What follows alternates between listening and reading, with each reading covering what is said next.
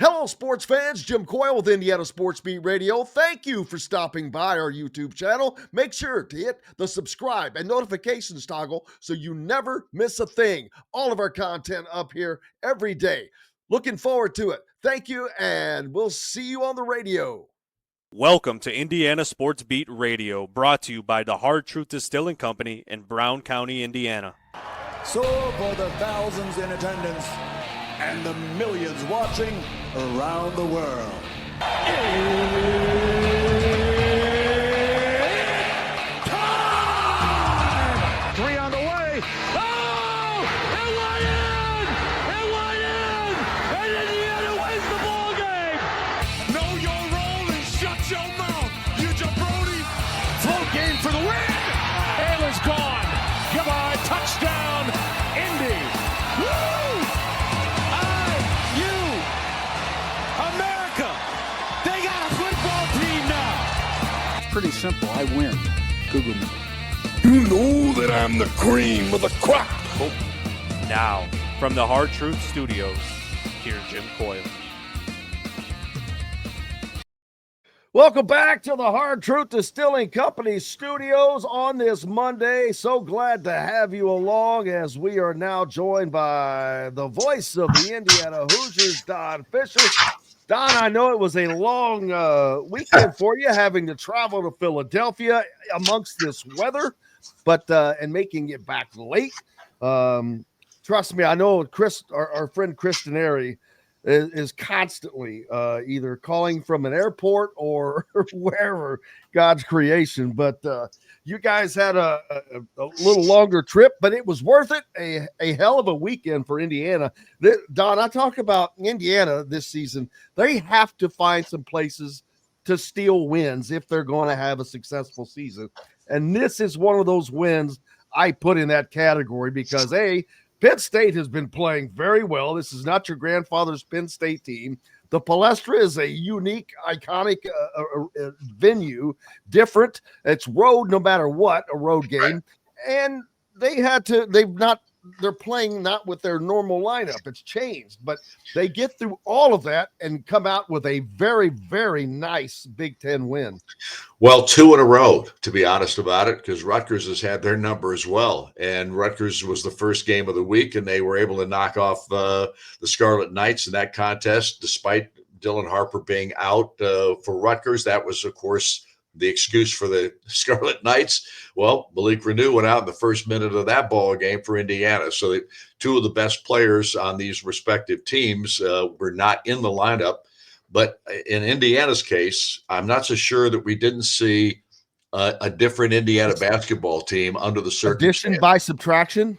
Well, exactly. And that's not a knock on Malik because obviously he wasn't available. But the key here is maybe they found something in regard to playing 2 bigs at the same time.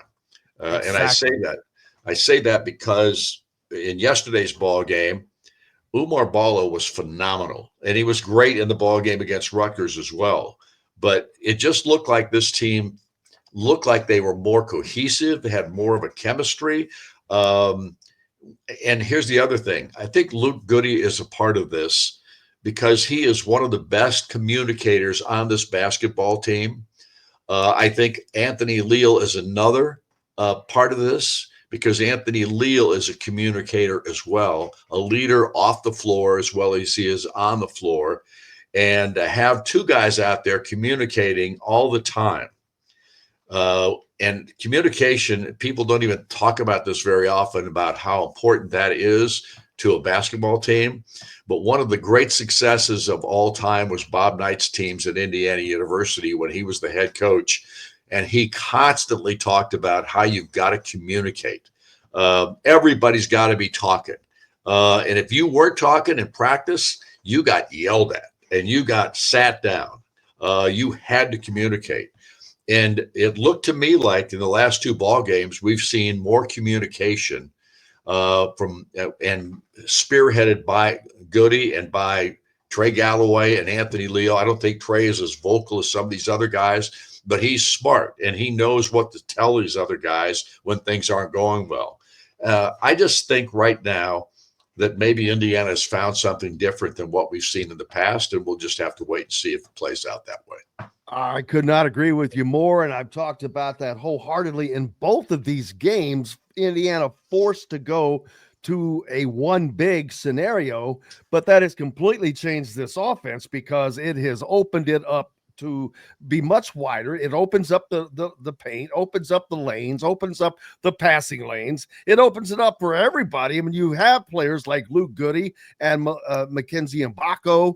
Mackenzie Mbako really flourished in this game yesterday. 20 points, 7 of 13 shooting, 4 of 8 behind the three-point line. Let me say that again. Indiana shot overall as a team 39%, Don. This is the second game in the row that Indiana has blistered the three-point nets, and that is not something that I can remember seeing in quite some time.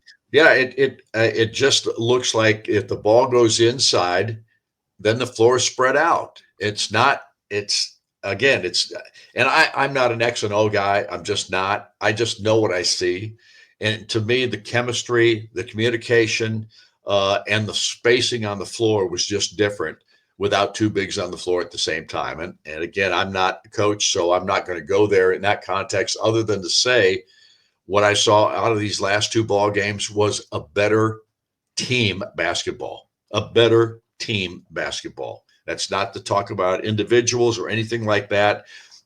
It just looks like it was more cohesive and things flowed so much better. Very much so. I agree with you 1,000%. Everything you're saying, and for the second game in a row, Indiana leads in an offensive rebounding, which is huge because 17 second chance points in the last game. I can't remember, but 34, like 35. Yeah, it was way up there. It won the game along with the 3-point shooting. Yeah, so 34 to 8. This is opening up so many different avenues for Indiana to be better at as a team, in my opinion. The rebounding has gone up, and to go on the road and do this against a team that has been playing well, team that's beaten Purdue.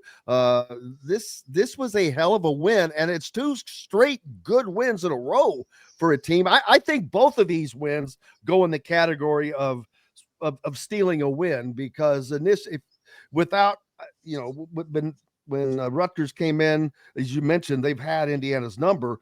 They did not have Dylan Harper. So, hey, you got to take advantage of what you get, and they don't have to go to New Jersey and return that game. This is going to be crucial, I think, in how their season is determined. No question. All I can tell you at this juncture is we saw a transition here in the last two ball games. It looks like the right formula has taken place. And if that's the case, we will see an Indiana basketball team that's much different than we saw the first third of this season, because Indiana didn't dominate anybody in the first half of the season or the first third of the season. I mean, the mid-majors that they faced, everybody gave them a tussle. There just weren't any real dominant performances. And without question, you've got to find some of those. You've got to get some quad one wins now. And I think Penn State was a quad one win, at least at this point in the season. Yes. I guess that's their first. Is that not their first? I think it probably is their first. Yes. I don't think there is any question about that. So all of these things play into it at this juncture, but what we've seen in 2 ball games in a row now is really special in my mind. And we'll see how it plays out this week. We got 2 more games coming up with USC on Wednesday, and then on Saturday with Iowa. Yeah, and these, I don't mean this to be a negative, but if you're looking, I think that it appears Bryson Tucker may have hit the freshman wall. He has really played so well and performed so well, but his last few games, he's not been what he had been. I'm not sure where that comes from, but we see that a lot with freshmen. You had some early success, then you've got to deal with the adversity, but he's getting through that. And while he's getting through that, Indiana's getting wins. So that is huge. No question. Look, this is a basketball team that has enough talent. It's got enough talent to be a competitor for a Big Ten title. They've got enough talent to do that, but they've got to continue to, evolve as the season goes along and be able to move the basketball like they have in the last two ball games, because the movement of the ball itself has been crucial in my regard, in my opinion, based on what we're seeing here out of these two ball games. And the ball has been moving. And I give Miles Rice all the credit in the world. He had a tremendous ball game against Rutgers and scoring the basketball. He comes back the next game and he just moves the basketball around, gets it where it's supposed to go, and they're going inside out here. All of a sudden, they're going inside out. Ballo looks like he owns the paint at this juncture in these two ball games. So it just looks more cohesive, more chemistry. Everything seems to be flowing differently than it has prior to these last two ball games.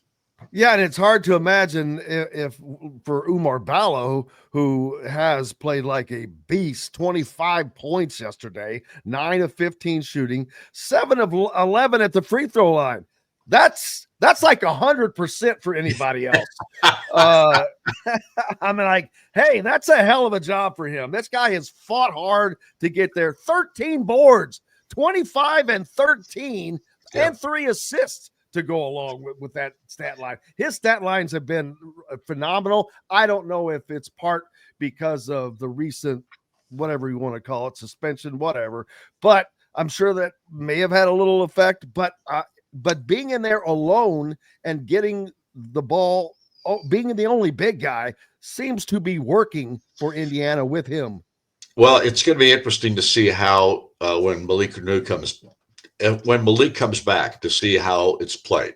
We'll see how it all goes from that point forward. But and you know, I don't know when Malik's going to be back, but I think he's probably still going to be rested probably this next week. I think I don't know that factually.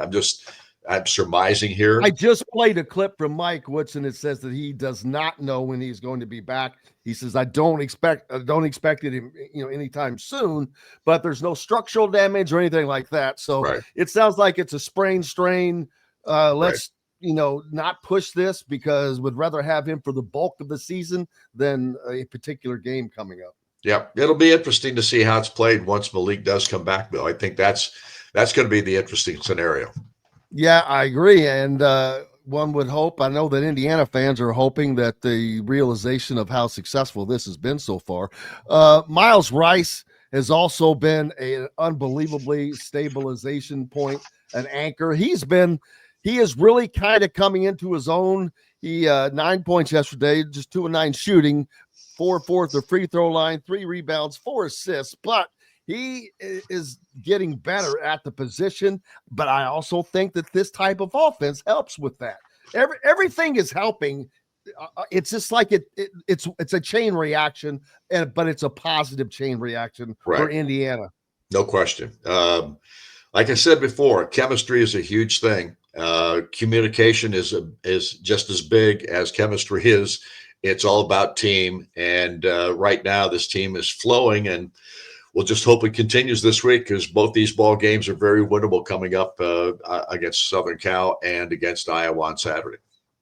Now, and those games coming up, again, Indiana taking on a Southern Cal team, not exactly having a great season. So another an opportunity to win 3 games in a row, and then to take on this Iowa team that's going to get up and down the floor like they always do. Right. Before we get to that, I'm assuming yesterday was your first chance to ever call a game at the Palestra. It was. I was really impressed with the There building. are very few firsts for Don Fischer to say.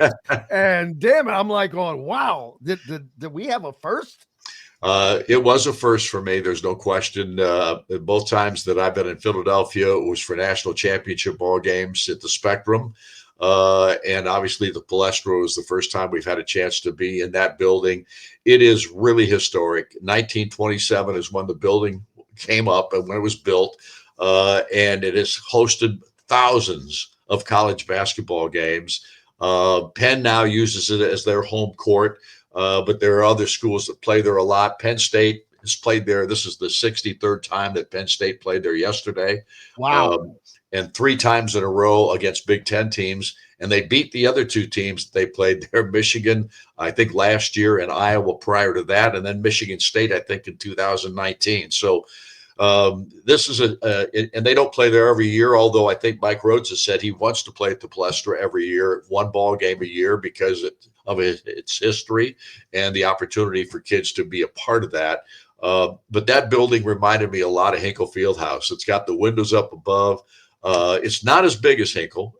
I think it only seats just inside 9,000 fans, but it was really a tremendous facility for basketball. It still is, and it was loud in that building. I can tell you that. Yeah. Was it hot? Someone said it was hot. Yes. It was warm. I had a sweater on. I if I'd have taken it off, I would have probably not liked what I was going to see there. So, but no, it was warm in the building, but I thought it was going to be cold because of the weather we're experiencing here. Exactly. So at any rate, but no, it was a fun time. It was great to be there. And we had a great seat. We were right there down there on the floor, and we were across from the benches, which is my favorite place to be. Yeah, it says the internet says Hinkle holds 9,100, Palestra 8,700. Pretty close. Now, at least it wasn't Duke. Let me tell you. What? Let me tell you about Hinkle, though. Hinkle at one time had like 17,000 seats. Yeah. Oh, yeah. They reconfigured that thing. Yeah. Exactly. So it's been reconfigured 2 or 3 times actually since I've been in Indiana. And it's better than, at least your spot there was way better than being at Cameron Indoor, which that for you, I know for you it sucked because they stick you all up in some bird's nest at the top, and you're like a drone looking straight down onto the court. Yeah, it's not. But then the media row is over there with the students right behind him. You will leave with paint on your back from the students leaning over. It's nuts. Yeah. But these old facilities are pretty fun to be a part of. There's no question. Things look great for Indiana moving forward. As like I said, they host USC on Wednesday. Where are we with the coaches shows? Because I know that they've been moved around because we're supposed to have one tonight. Without question, we don't know whether we're going to have it for sure because of the weather situation and the roads and all those kinds of things. We will let people know so that you can get it out on the air at some point today. We are scheduled to have a show at Hoosier Hanks at 7:05 this evening.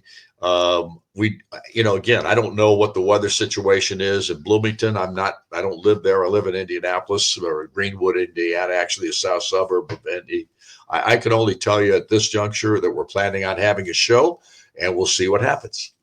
It looks like it has stopped snowing is all I can tell you, but we probably got about 10 inches. I'm going to guess.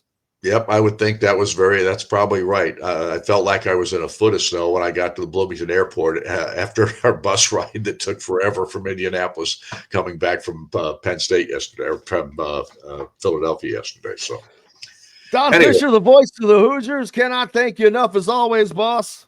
All right. Thanks, Rab. Appreciate it, Jim. Yes, talk to you soon. We will see you Wednesday. Absolutely. Yep. There's the voice of the Hoosiers joining us here on Indiana Sports Beat Radio, brought to you by the Hard Truth Distilling Company studio.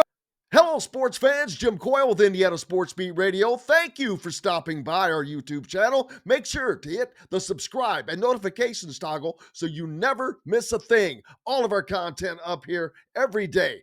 Looking forward to it. Thank you, and we'll see you on the radio.